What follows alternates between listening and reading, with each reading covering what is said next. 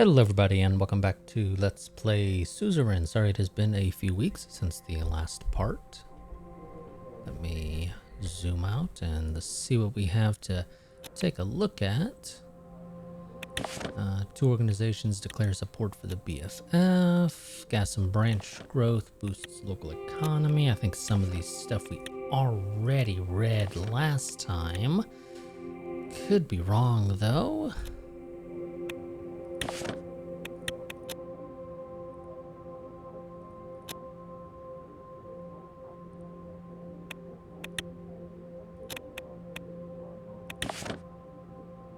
Yeah, I feel like some of this stuff we may have read last time. So I'm just kind of clicking through it, mostly just to get it off the screen, more than anything else.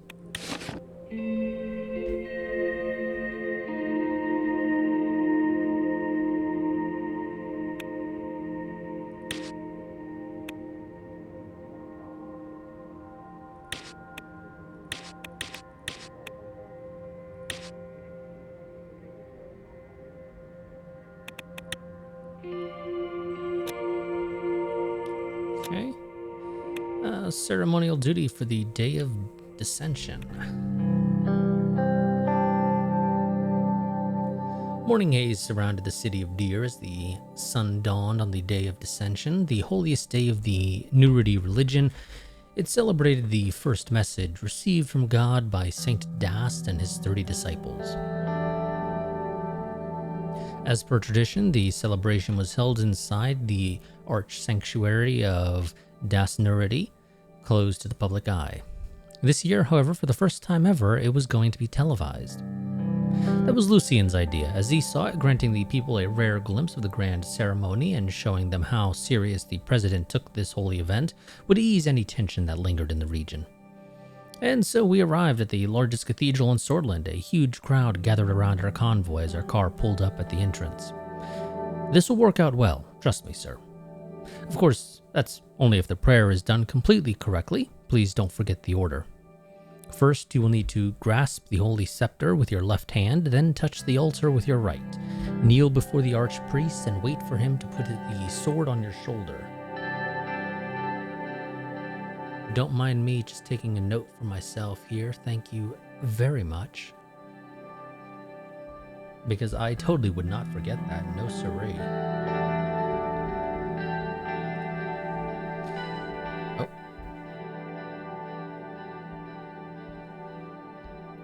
Take a better note, because apparently there's more. Well, I guess I'll wait until I'm actually certain that we're done. Then touch the sword with the hand you touched the altar with. Hand the scepter over to the archpriest and receive the sword before passing it on to a disciple. Pretty straightforward, isn't it? Sure, whatever you say, Lucian.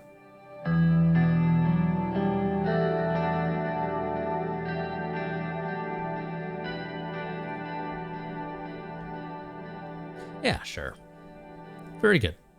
You will have to go first. I will come inside later and we will meet up after your part is done. Good luck, sir. I exited the car and was greeted by a chorus of cheers and camera flashes. I waved to the people as I made my way to the grand gates. The arch sanctuary was a sight to see. With its towering visage, it cast a shadow over a large portion of the city. I had to crane my neck to see the narrow spires at the top. Just standing next to it made me feel awe and dread in equal measure. As I reached the gates, I spotted my welcoming committee. The archpriest and his disciples were waiting for my arrival. At my approach, they all bowed their heads in respect. The archpriest gave me an infectious smile as he straightened back up. Tall and handsome, in his mid-50s, he was one of the youngest and most popular archpriests in history. Some of his more avid followers even likened him to Saint Dast. Mr. President, praise God, it is a blessing to see you on our most holy day again. Welcome, welcome.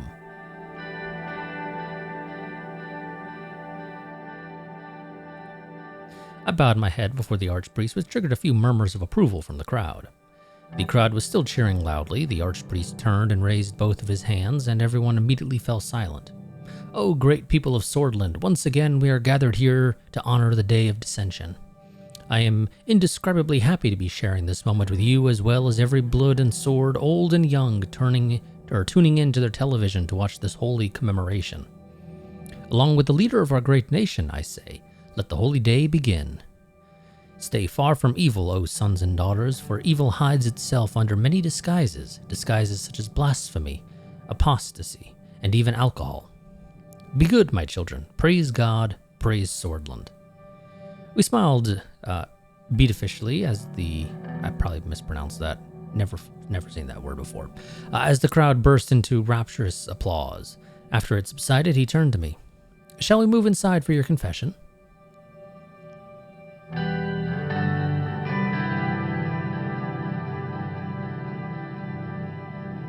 My confession?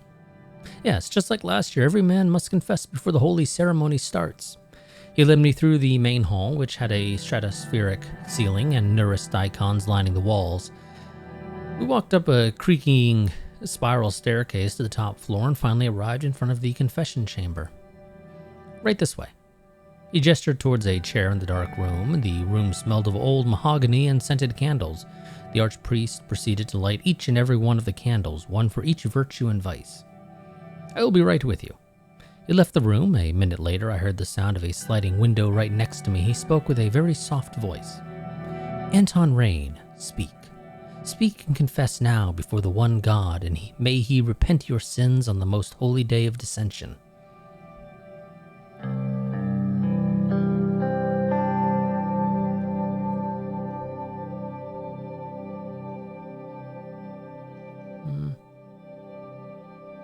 I confess that I am not sure what I am doing for Sordland is enough. You do carry a heavy burden on your shoulders. What you have confessed is not a sin, but you may share your burden with me if you like. I'm trying to reform the country, but I don't know if the country is ready for it yet. Reformation is one of the tenets of Nurity, yet it must come slowly but surely. Anything else you would like to confess? I confess that I have been a bad husband. Family is the cornerstone of society. Under the watchful eyes of the God, men are required to protect their wives and family. But God created us as complex creatures. At times, conflicts rise among us. Tell me, what was your sin? I've been neglecting my family due to the stress of my position. Tragedy of neglect happens to all working men that feeds his family. Rejoice, God is kind in the matters of family. Anything else you would like to confess? I confess that I was involved in shady dealings. We all sin at one point in our lives, such is the human nature as deemed by God. We sometimes sin because of necessity, yet, like all, we must repent. Who was this sin committed with? Marcel Caronti. I see. This must have been done out of necessity for the greater good. Anything else you would like to confess? That's all for today. Before God, I thank you for sharing. You are now forgiven before God, Anton Rain. May you never sin again. The sliding window closed and the archpriest entered the confession chamber. For the confession to end, you must extinguish the candles representing each one of your virtues and vices. With this, the once burning sins connected to you are now smoke and then nothing. Okay, we'll extinguish the candles. One by one, I extinguished the candles. Well done, Mr. President. Let's move on to my quarters before the ceremony. He led me through the 1,000-year-old corridors to his office. The smell of dust and old homes was in the air, along with the scent of burning incense being prepared for the ceremony. Well then, please have a seat. The wooden chair next to him looked like it might turn to dust at a single touch. I sat down gingerly. It was surprisingly sturdy. Are you ready for the ceremony? I am a bit nervous. Happens to the best of us. It will be televised after all. He leaned back in his chair comfortably. I wanted to talk to you about something. I realize it has been months since the Benfey Festival, but this is my first chance to bring it up to you. It's about the actions of the First Lady. As you know, the festival is a holy event. Letting a woman make the opening speech did not sit well with us. We share the same concerns as Mr. List. A woman's place is beside her family, not giving public speeches and revealing dresses, certainly not insulting the important traditions behind such an event. Disgust was apparent on his face. Of course, we cannot ask you to do anything about it. She's your wife, but I just wanted to voice our disapproval of the situation. A woman presiding over such an important religious event? What have we become? I let her do the speech because people like you still exist in Sordland. His face soured and he did not reply. He looked me up and down for a moment. I also heard you decided on the new curriculum, and decided that creationism shall no longer be taught in Sordland schools. Needless to say, I and the rest of the church are outraged. The possibility that entire generations of school children will have their minds filled with nonsense about evolution while failing to learn one of the main tenets of nerdity. It will hurt us for years to come.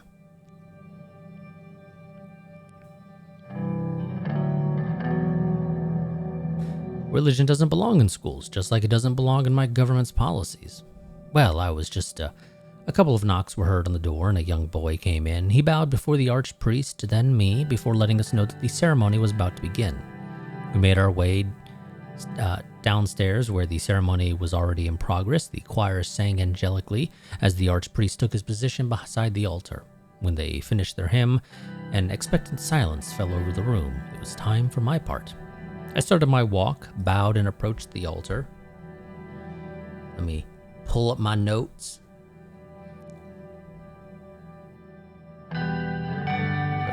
Grab the holy specter with my left hand, and then touch the altar with my right. I grab the scepter with my left hand, then touch the altar with my right.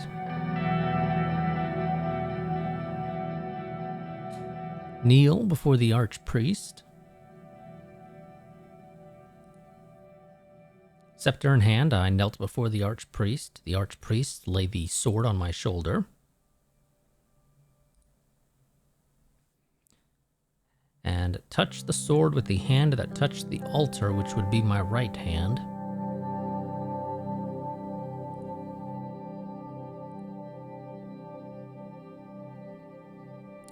Then handed the scepter to the archpriest.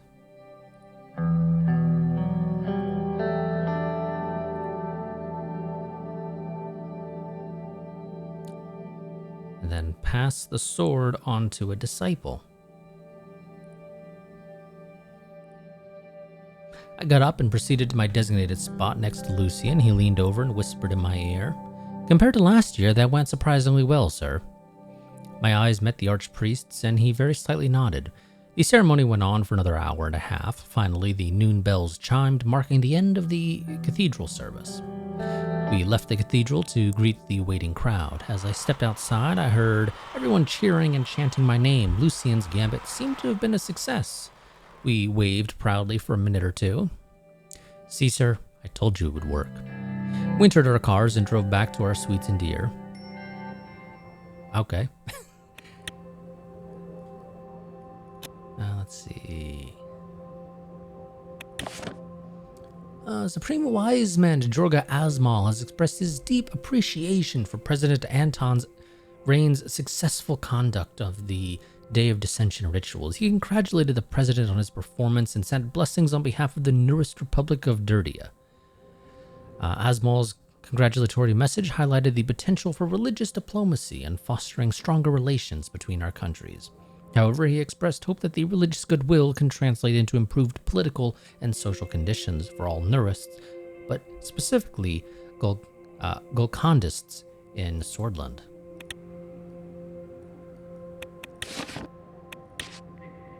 And okay, I'm just talking about how we attended the event. Okay. Well, let's have dinner with the family, and then we'll deal with the diplomatic situation later. I arrived home from work, hung my jacket up, and put my briefcase in the hall. I paused, awaiting my usual greetings from my wife and daughter. Deanna was out at one of her after-school art classes, I remembered, but where was Monica? From the living room, I heard a muffled sob. I entered to find Monica sitting on the sofa, a letter in her hands, and a look of despair on her face. Darling, what's wrong? Monica briefly rested her head on my shoulder, then handed me the letter. It's from the Department of Education. Frank's university exam results are in.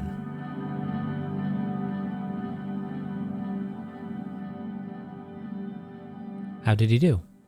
See for yourself. I looked at the page. Below Frank's name and address, his score was written. 435 points out of a total of 1,000. At the bottom of the letter, the word failed was stamped in red. All those years of efforts, all those private lessons, all down the drain. Does he know the results yet? No, but he should be back from school soon. I just don't understand. Frank's a smart boy. Why would he sabotage himself like this? I heard a key turning in the front door. Frank stomped in and was about to go straight upstairs when he noticed us both in the living room. Mom? Dad? What's going on? Have a seat, Frank. He took a seat across from us and I handed him the letter. He started reading it. Oh, shit. Son, we're not angry at you. I need a moment. He went to the kitchen sink and washed his face. A moment later, he came back. I never thought this would happen. I'm so sorry.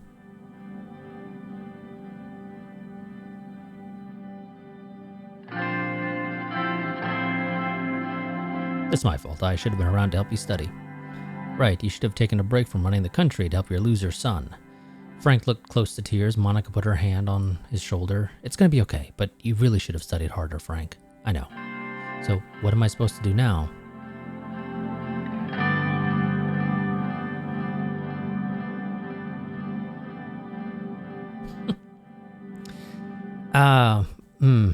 Okay, yeah. Okay, we may need to pull some strings. Well, there's always military school, but you're the president's son. You still have options. Yes! Monica surprised me with her enthusiasm. If Alfonso could get his dimwit son into Kingshill University, I'm sure Whole Sword State would have room for a bright boy like Frank.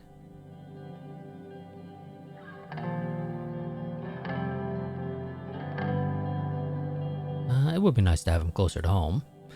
Whole Sword State would be amazing. A bunch of my friends are going there. I could still come home to do my laundry, but I failed the exam. This sucks. Are you sure about this? Isn't it technically illegal?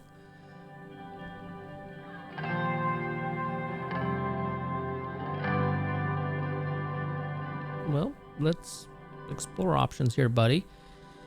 You could also study abroad, technically speaking.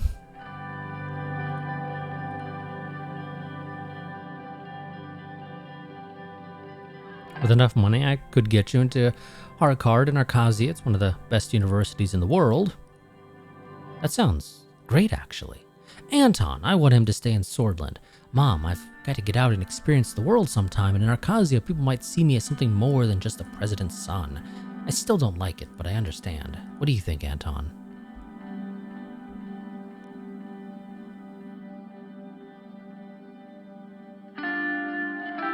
So we can either spend 2 personal wealth to send our son off to school in Arcasia, or we can use our weight as president of Sordland to get him to go to school at Whole Sword State.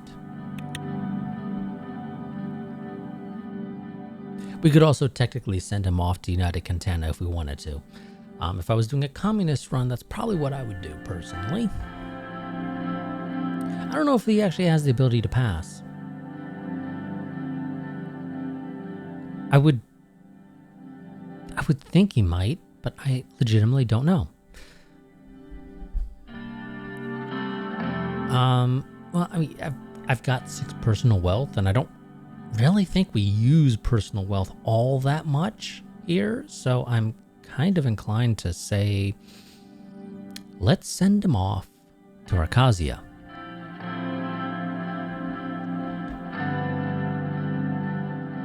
It's been decided. I'll pay for Frank to go to Harkard. Thanks, Dad. Whole Sword State still would have been my first choice. Not only yours, but it's your call to make after the way I messed up. Monica let out a long exhale. What a day. Who's hungry for dinner? Monica disappeared to the kitchen. Frank to his room. I went to my office and began making some phone calls. Let's see.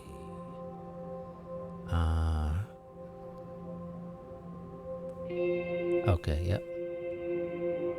This is the dude who was a writer, right? No. Blutish Carpenter. Okay. Oh, new school completed. Narbel celebrated the opening of its new secondary school, a 2-story building with 50 classrooms and state-of-the-art teaching equipment. The school was funded as part of the government initiative to improve rural access to education. Wonderful. Wonderful. What do we have over here? ATO expresses concern over drug trafficking in central Marcopa. Okay, the ATO has issued a vehement condemnation of the drug trafficking activities in central Marcopa.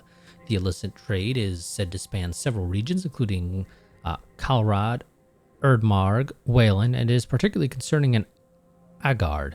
A growing concern for the international community, Agard, under the rule of narco lord Severos Rios, has earned an infamous reputation as a major hub for the narcotics trade. Rios, however, maintains that his intentions are to regulate and legitimize the drug trade rather than exploiting it illegally. Surprisingly, he has even expressed an interest in acquiring ATO observer status in an attempt to engage more openly with the international community and alleviate concerns. Nevertheless, the ATO's concern revolves around not just the law and order aspect, but also the destabilizing socio-economic impact of this activity. Drug trafficking has boosted the shadow economy, bred corruption, and fueled violence in these regions. The ATO insists on a robust international effort to counter these activities, despite the ambitious and somewhat controversial propositions from Rios. So there's Agard, Erdmarg. Where was the third one? Oh, Wayland. Okay. Briefing on the diplomatic strategy. The doors to the White Room, like everything else in the Maroon Palace's main nerve center, were painted white. I took a deep breath before pushing them open. Time for yet another meeting. At least this time it was with people who liked me. The attendees rose up from their seats. Mr. President? Aesop nodded. He and Lucian sat down while David remained standing. Now that you are here, let's talk about our diplomatic strategy. David cleared his throat. Mr. President, if I may, I would like to provide you with a short overview of where we are at right now. Go ahead.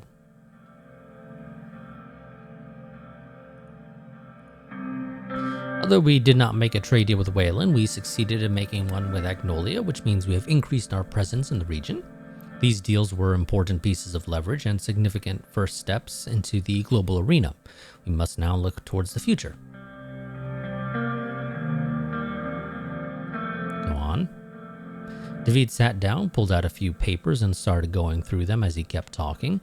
Wayland and Agnolia were practice runs. We must begin improving our relations with greater nations. We need to elevate our international standing, especially with the threat of Rumburg looming. Aesop cleared his throat. Thanks to your wise investment, Sordland's army is on its way to becoming a force to be reckoned with. Whether it be Rumburg or anyone else, we can handle outside threats just fine. We don't need to beg for help from anyone. But being friendly won't hurt, right? I agree, there is nothing to be lost by making alliances. A military perspective is important, but these deals are about more than just gaining allies. We also need to consider the benefits to our economy such deals will provide. We may be close to ending the recession, yes, but why not go a step further? Agreed. David took a seat and brought out 2 stacks of documents. At the start of our term, I had a comprehensive trade deal plan laid out. Following the visits to Wayland and Agnolia, we were to pursue potential trade relations with 2 greater nations. Vogsland is one of them, or at least was. Unfortunately, a trade deal with them no longer seems possible. In Vogsland's case, given the country's territorial ambitions, our alliance with Agnolia was rather a slap in the face. Now those commies won't be able to invade Agnolia without facing the might of the Swordish armed forces. It will make them think twice. True, but as a result, we won't be able to conduct a trade deal, let alone proceed with any diplomatic missions at the moment.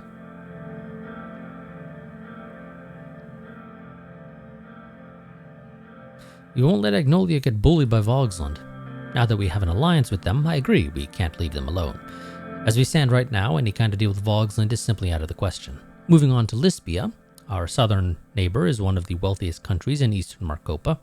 A trade deal with them would be very beneficial, not just for our economy, but also from our regional and international presence.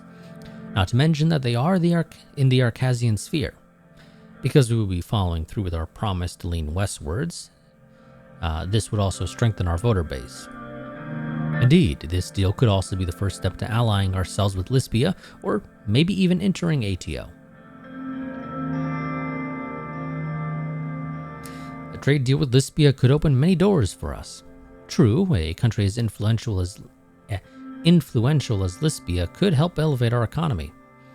That is it for the overview. As to the actual contents of the trade deal, the investments we have done in the Lauren region has yielded positive results. Lucian? Lucian pulled out his small notebook and quickly flipped through the pages until he landed on the right one. Looking at my stats here, the investment helped increase the coal output of the region. We now have a surplus, which makes an excellent resource for trade. But let's not get ahead of ourselves. I need to know your decision before we can proceed. What should we do? Begin negotiations with Lisbia, of course. Excellent news. I will begin at once. That was all I had for today. Thank you for coming. Thank you, gentlemen.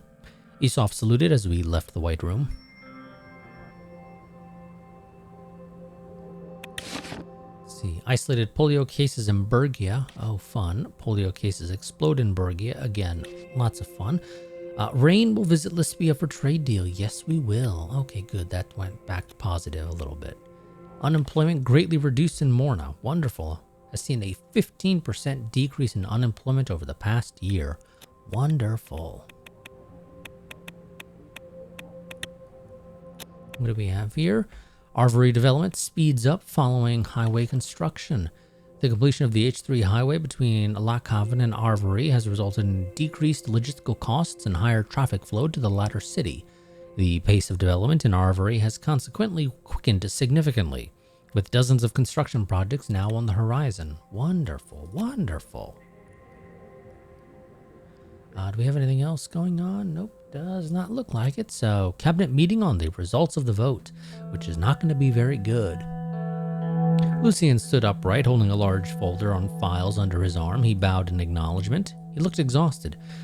The cabinet has gathered in the White Room, sir. The Vice President will be opening the session soon. We can go in whenever you're ready.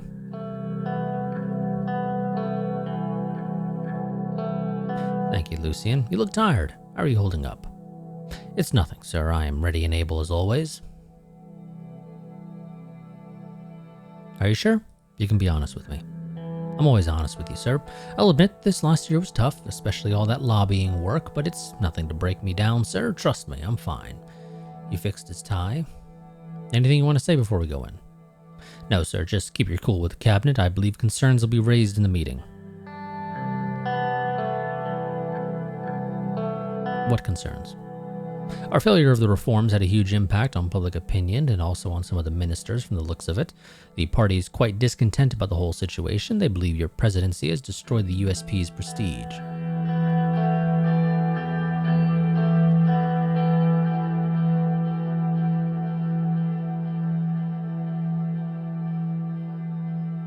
All right, let's go to the meeting and hear these concerns out. Of course, sir. Lucian held the door for me, and we both left the office for the White Room. When we entered the room, Peter was speaking to the cabinet members who were already seated around the table. As soon as they noticed me, they all stood up. Good day, everybody. Please have a seat. When Peter turned towards me. Everyone except him took their seats. He stood right next to my chair in the middle. And here's our president. He held out my chair for me to sit down and smiled. Please. I sat down. What's on our agenda? Well, we'll be discussing our current status and planning the remainder of our term. Peter walked to his seat but didn't sit down. He took a look at the ministers. Now that Mr. President is here, we can begin the meeting. I know that some of you had your concerns about our style of governance so far. There will be a time to speak up about these in the meeting today. But I must also thank you all for your hard work so far. We are very lucky to have a team like this. All of you have been invaluable to this administration. Laylas grimaced at his remarks. Having said that, we now have reached a critical point of our term. We are nearing the end. We have worked long and hard, but we couldn't reform the Sordish constitution. Our organization was flawed. Our party was not united. The very parliament we control has denied us the reforms. Lucy and I have begun investigating who let us down at the vote when we needed them the most. Gloria and the conservative wing of the party didn't back us up.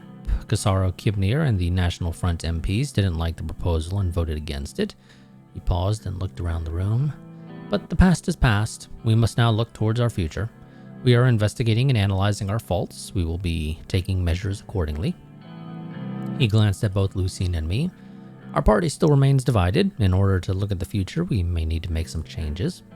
On the other hand, the opposition is exploiting our failure to reform. The latest polls show a steep increase in the opposition's support. So, let's start the meeting with a brief look at some reports. He fumbled with the stack of papers in front of him. With the latest developments, we have seen an enormous decrease in our popularity. The public opinion about our party is at an all-time low. He took out a piece of paper from the stack and inspected it. Despite everything, the state of our economy is in very good shape. We have stopped the recession. If everything goes well, it is a matter of time that people will feel its results. Our economy is looking good. This is the time to give the best we can for this administration and for Sordland. Peter turned to me. I'll give the word to the president now. He sat down.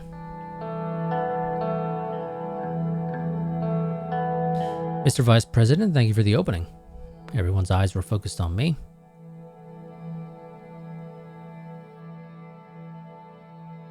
First, I want to hear brief reports from each ministry. Peter gestured at Simon and he immediately stood up. Mr. President, dear colleagues, Mr. Vice President was pretty on point with his summary of the current economic status. The recession has been brought under control. Initial economic reports display a GDP growth of at least 2% this year. However, this has not yet reflected well with our debt situation. Our total national debt has increased about 45 billion Sordish Ren this year. If we maintain such a deficit over the next years, we will face a massive debt crisis, which could crash the economy. The Assembly is working on introducing new tax bills, which will generate more revenue for the government. These efforts will depend on the government deficit situation. On the other hand, unemployment has greatly declined. We have managed to cut it by almost 60% since we took office. It is currently projected to be 6.6% this year, a great achievement. We have successfully put millions of people back to work. He paused for a moment. This is all great news. Are there any concerning developments? Well, I don't want to get into too much detail right now, but apart from all that, I'll finish with an update on our latest project. The manager reported that everything is going well and very fast with the Benfi airport. I'll keep it brief for the sake of the whole meeting and end my report on that note. Thank you, Mr. Hall. Gus stood up as soon as Simon sat down. I will also keep it very brief, Mr. President. We are slowly but surely reigniting our agricultural production. Our ministry is aiding the farmers with government subsidies. We're sure this will have a positive reflection on our economy in the near future. Finally, although it is not strictly my purview, I'll provide you all with a quick update on the situation with Gasom. The returns have come in from the shares that Sordland recently sold. I'm pleased to inform you that we have turned a significant profit from the sale. That will be all. Thank you, Mr. Manager. Next up with Pascal. Mr. President, our state facilities require immediate attention. We are experiencing long lines in front of hospitals everywhere. We are also currently investigating some reports of a small polio outbreak around a village called Haymere.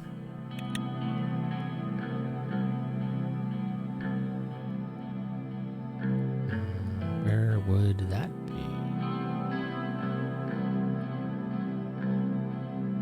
Haymere. Where is the... In Bergia. Okay, so it should be somewhere in here, but I cannot see it, so it is a very, very small village, evidently, or town.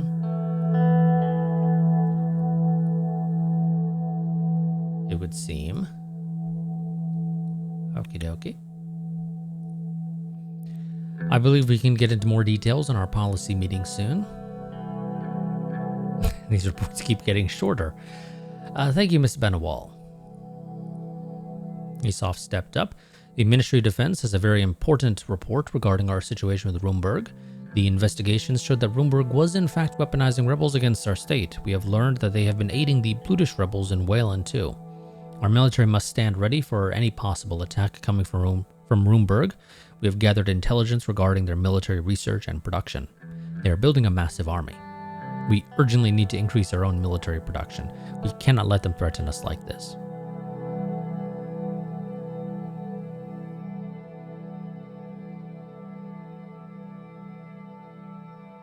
We should bring our military forces closer with Agnolia. Of course, sir. We already started cooperating, but I must highlight that Agnolian cannot stand against Rumburg. We can only trust ourselves.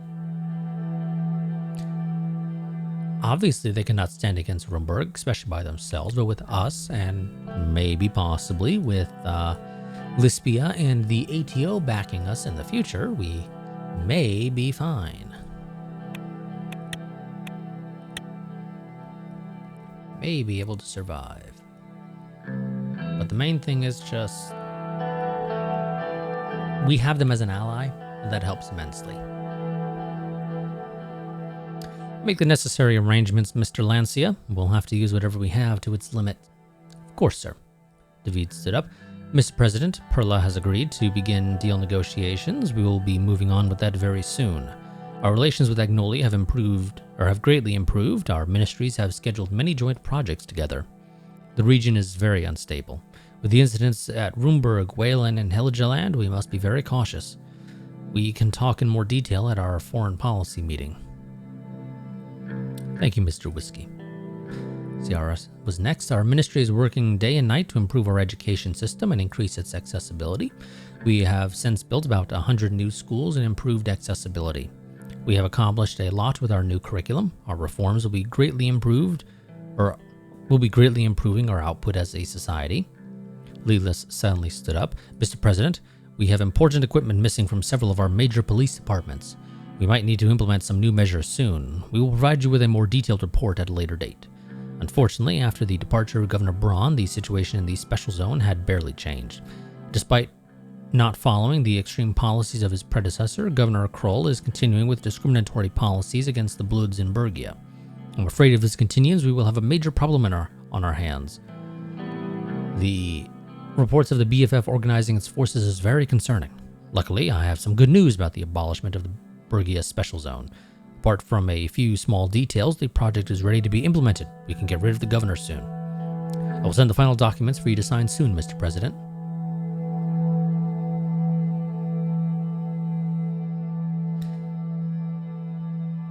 Thank you, Lelis.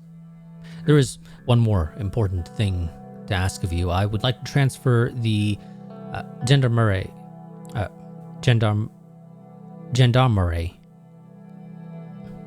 under the Ministry of Interior to improve the internal security efforts. I haven't heard of this before. I'm still working on the proposal and have legal backing for it. I was going to mention it later. The Ministry of Defense shouldn't be meddling with internal security affairs through the gendarmerie. We have several incidents where they were too violent, too quickly, and it stems from military officers giving reckless orders at times.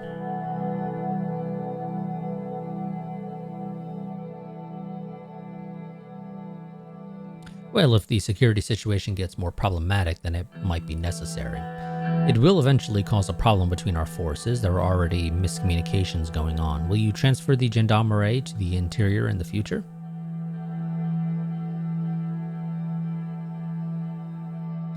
I will support you in the gendarmerie authority transfer. Now it's your turn. Excellent. Layla smiled faintly. Nia stood up. Since the removal of Governor Braun from the office, there have been some positive results for our British citizens in Bergia. However, Governor Kroll seems to be looking for new loopholes to continue Braun's racist policies in different ways. Mr. Urson gained a lot of popularity for his fight against Governor Braun and is now leading a peaceful ground movement against Governor Kroll. According to court ruling, Governor Kroll cannot resume Felix Braun's oppressive policies, but with Mr. Hawker leading the court, finding loopholes may still be a possibility. I'm afraid if Mr. Kroll retains his position for long, we may see tensions rise again.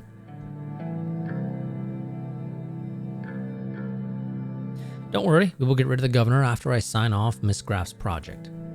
I hope so, Mr. President. Nia took her seat. Next time, I want to talk about our new focus and some of my plans going forward.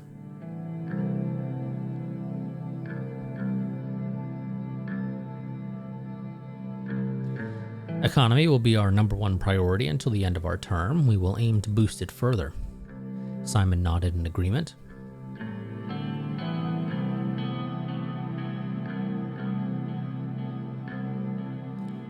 Let's see. We should focus on eliminating poverty and homelessness. Almost everyone seemed to be in agreement with me. If there are no comments, let's move on with the meeting. I believe that is everything, actually. One by one, my ministers packed up and left the White Room. I followed suit and headed to my office. The last 2.5 years had gone by so fast. Whistleblower agent report, here we go. Agent Hailstone has revealed intelligence about a secret nuclear weapons program developed in Roomberg. Our intelligence has verified the details relayed about a heavy water facility in the north of the kingdom and a ballistic missile test site. The agent will be provided security under the protection program and will be given resources to transfer further intelligence to our units. Anti-government protests in Gelsord. Gang violence claims more lives in Estord. Okay, protests in Suzerain.